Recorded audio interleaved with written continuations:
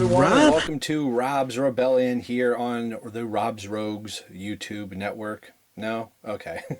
Welcome to Rob's Rebellion here.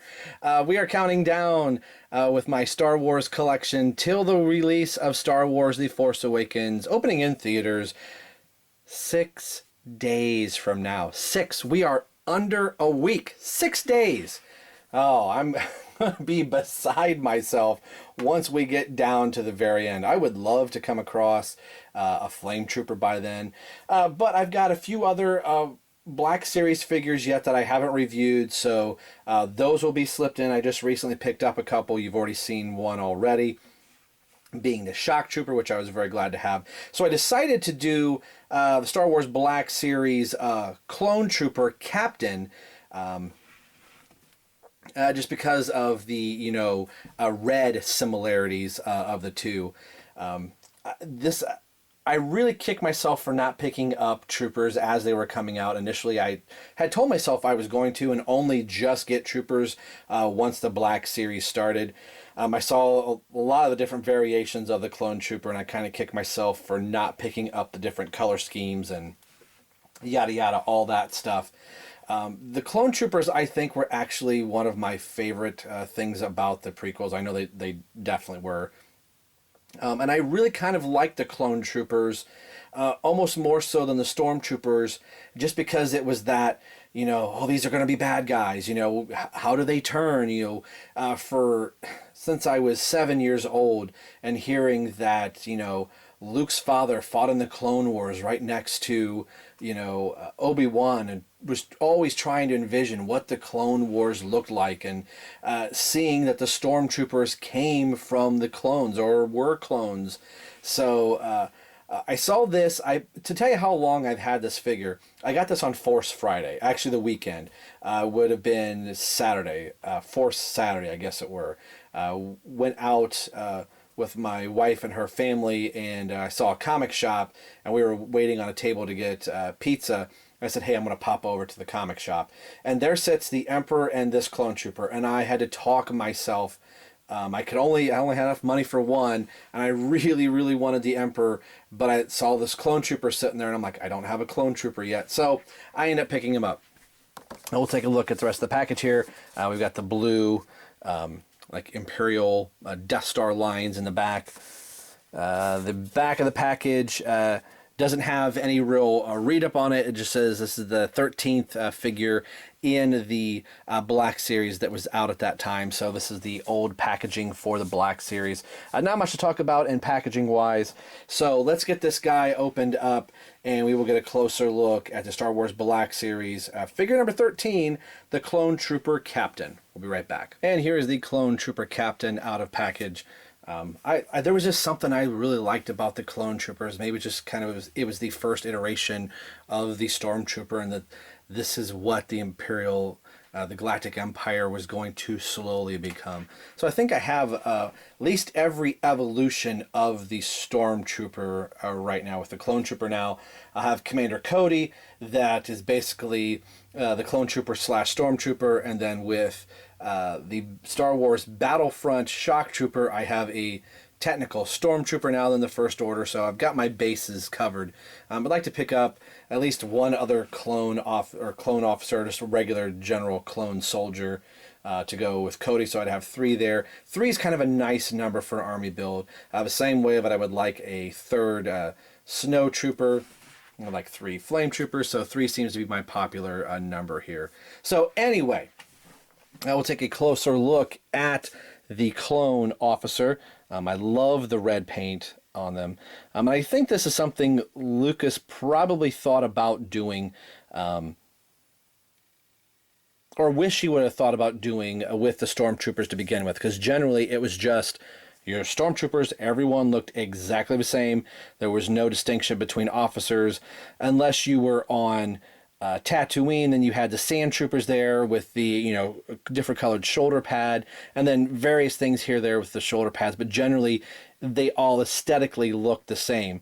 By the time we get to the Clone Wars, now we have different multiple colors of stormtroopers or clone troopers, so they have different markings on them to let you know what battalion or whatever it is that they are.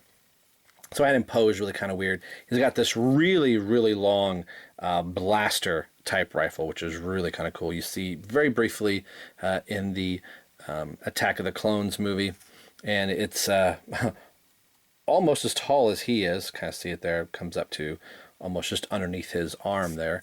But there's just, I don't know what it is about the clone troopers that I always liked. And of all the Star Wars action figures that I have, for a while I had a lot of the 3 3/4 inch regular stormtroopers, but once I started collecting the 3 3/4 Attack of the Clones figures, I bought a truckload of them. So I've got a bunch of them. I think that's just where my love for the clone troopers came from, is out of that movie. That I've probably said a bazillion times here in this review. I just like the nods to the Stormtrooper. You can just see where all the groundwork is going to be. And this army is going to turn on the Jedi one day. So very cool. Let's take a look at the articulation that's back out here.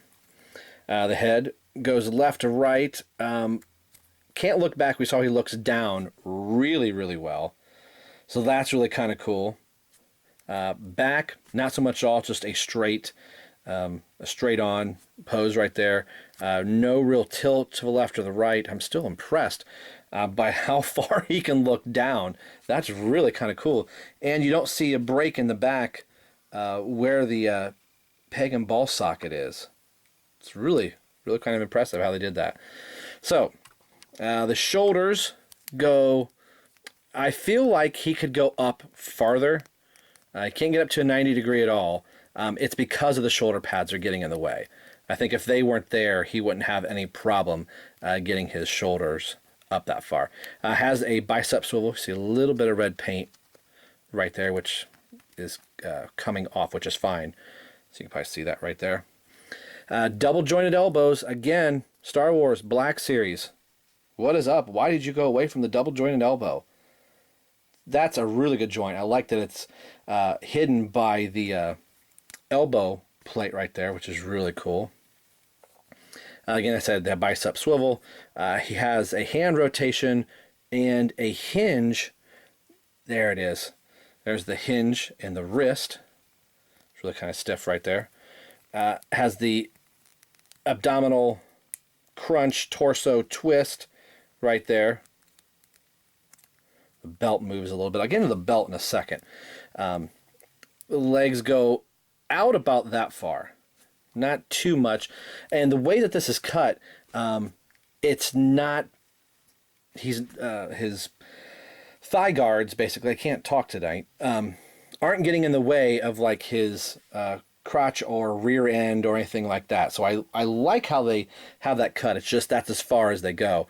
So he can get into a seated position very, very well. So if there was a stormtrooper mobile, he could ride in it. Double jointed knees, which I'm glad they kept the double jointed knees at least for the Force Awakens figures. And then has a really good ankle hinge and rocker.